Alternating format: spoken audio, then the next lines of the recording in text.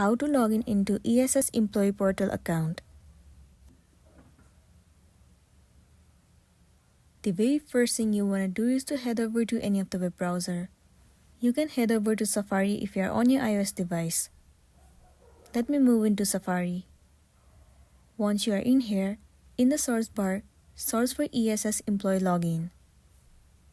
Wait for a while. You will be landing on this page.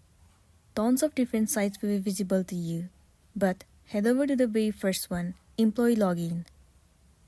It will land you on the official page of Employee Self-Service. In here, in order to log in, first of all you have to enter your email address associated with your account. After that, enter the password that you have created before.